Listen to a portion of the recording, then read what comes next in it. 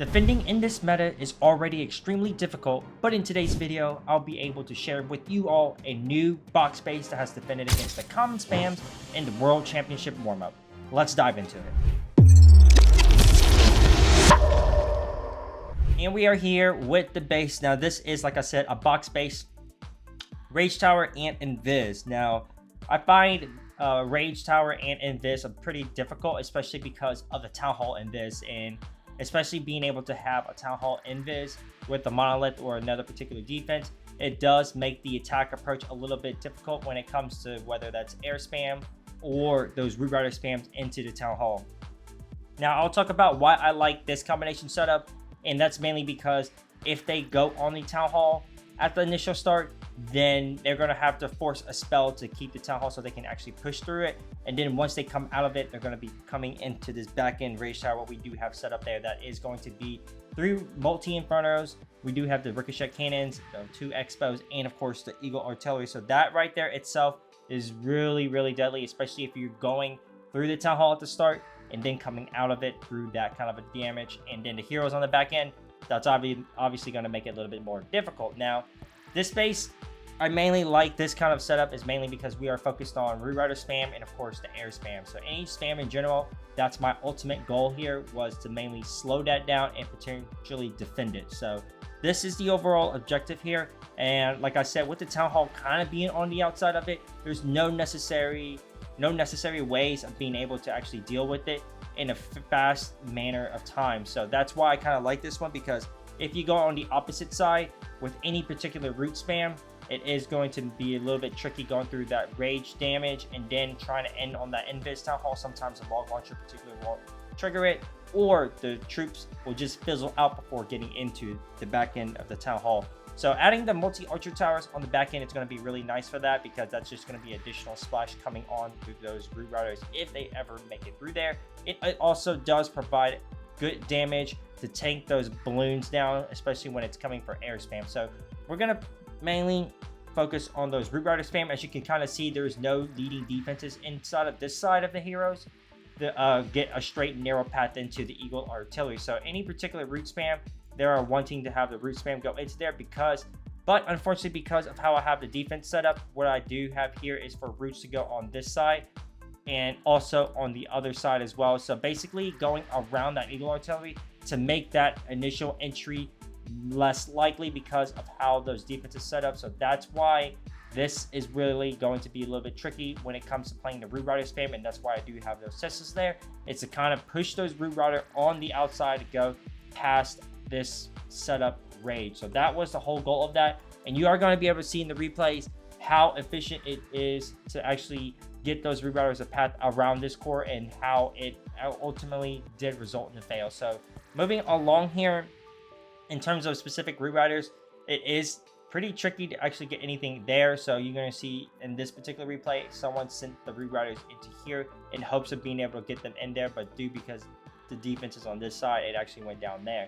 So for air spam now, with the sweepers pointing on the opposite side of the base, the obvious entry is going to be into the Town Hall, because if you look and take a look there, the air defenses are easily snipeable with whether rocket loons or flame flinger or just a queen there to walk through the scatter and through the rest of the base. So you might just think that the air spams are actually strong going through the Town Hall, but as you take a look at how this Invis played out in combination with the Monolith and the Invis and the back end rage, and especially ending on the heroes, you are going to be able to take a look and see how that attack actually ended up. So now, without any further ado, let's just dive into those replays and take a look at how this base defended overall. All right, so first up, what we do have here is going to be the Super Dragon spam into the Town Hall. Now, as you can take a look at this player, he is going to utilize this one healer there for this Archer Queen, because I am going to presume he does have that healer puppet, which will provide additional healers. Now, if we look at the setup, what he's trying to create here, he is actually trying to use the Siege Barrack on this 3 o'clock side, this Queen on the 6 o'clock side. So basically now, with this setup, his dragons are going to be able to go straight directly into the defenses through the core. So as you can take a look and see there, we are getting some skellies pulled. And like I said initially in the base review, the Invis touch is really nice here, because now it does forces a spell to be able to take the Town Hall down.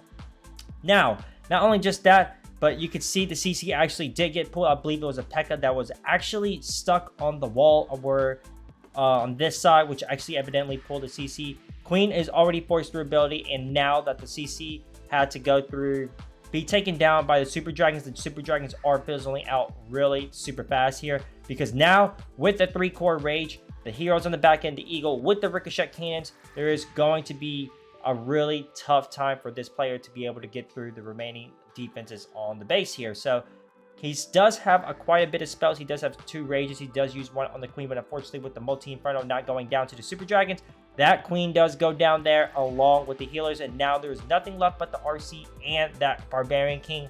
With that Rage spell, there is just not going to be enough to be able to take this down, because again, those Ricochet cannons just hit really super hard. So unfortunately, this player is going to fall a little bit short here on this particular attack, because of the Super Dragon actually not getting through that core there will evidently result in this fail, and Queen going through ability early as it did, ending on the Eagle Artillery, and those heroes actually made the attack overall very, very difficult. So we're going to speed this up as he is just racking up percent, and as again, we are mainly playing for time, and having defenses like this come through is really, really huge in this meta. But now let's proceed and move on to the very next replay.